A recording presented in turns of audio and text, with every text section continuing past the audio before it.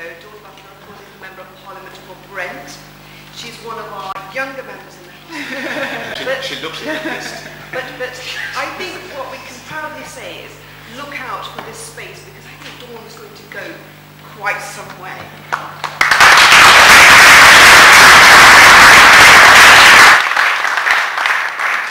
think I need to introduce the chap who's just walked through the door, David Nabby.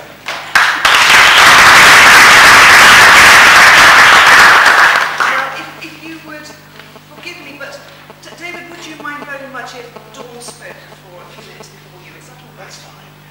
So, because I know Dawn has to get away. Yeah, I'm supposed to be in a meeting now. So if I leave the floor for you, Dawn. Lovely.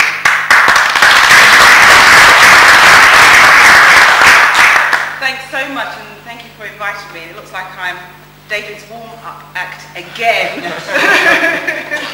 But it's great to have this meeting here in Parliament.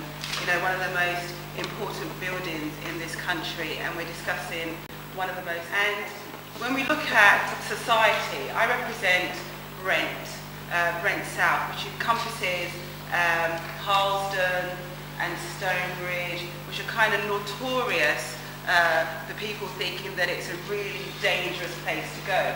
And really, it isn't. The conclusion is that it has the largest number of Jamaicans outside of Jamaica in Harlesden. And when people kind of think about that, think about black people, they think, oh, trouble. You know, there's trouble there. But what it is a really diverse and rich community. And the important role that men, black men, play in that community is valuable and invaluable. And what we have to do is make sure we not only appreciate that, but we celebrate that. So I think next time you have a meeting here in Parliament, that this room will be full. And what we have to do is make sure that we start from, you know, people say, well, how's that your life growing up? And when you're in public life, you kind of have to talk about yourself in ways that, you know, you never thought you'd have to. But I suppose I grew up, mum and dad, and they're still together through all their arguments. And there were a few, but they are still together. And my mum really was a disciplinarian. I think he was a solid figure in my life. So for instance, the first time I ran out of school at the age of 7, because the teacher called me a liar, because I told her that cockroaches fly. Because I'd spent the summer in Jamaica, and you know when you go to the loo in the middle of the night, and you go to turn the light and the floor moves, and then you see them flying, I was like, wow, you know, it was quite scary. And so when I went back to school, that was one of the things that I mentioned, the fact that cockroaches fly, and the teacher said, that's impossible, they don't fly. I said, yes, they do fly, I've seen them fly. I said, not very nice. So anyway, in front of the whole class, you know, she basically said I was lying, and in true Dawn style, I was like, no, I'm not lying, you know, you need to take that back. I was only about 7 then. And so in the end, I got sent out of the room, out of the classroom, and so I climbed over the fence and went home. It wasn't that far, my house was just across the road.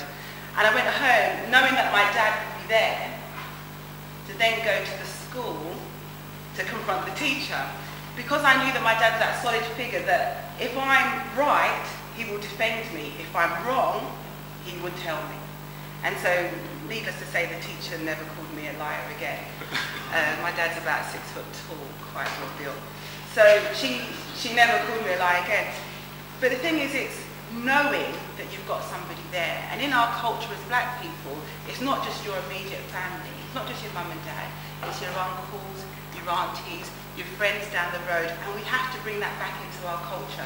If I did something, and I grew up in East London, if I did something, I knew by the time I got home, somebody would have told my mum and dad. Yeah? And we need to make sure that we bring that back into our society. And I think that's where you play a part as that man. So it's so great to see you here. And although I can't stop, and I thought it was in committee room 2, okay? And I was walking past and I heard this fantastic sound coming from this room. And I thought, that sounds good.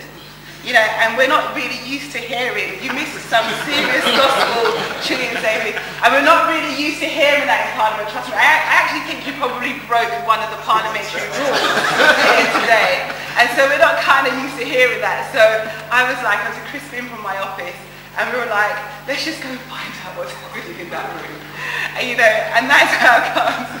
That's how it comes I found myself here and not at committee room 2 to walk myself right. So what I'm saying is that your message is reaching out in ways that you'll never really know.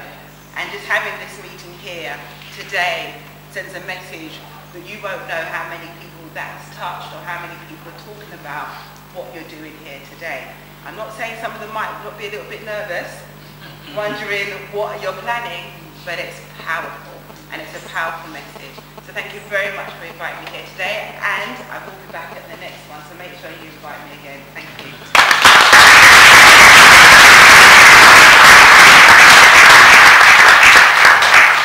Thank you, Dawn. Now, I'm a stickler for timekeeping, so I've got notes in front of me.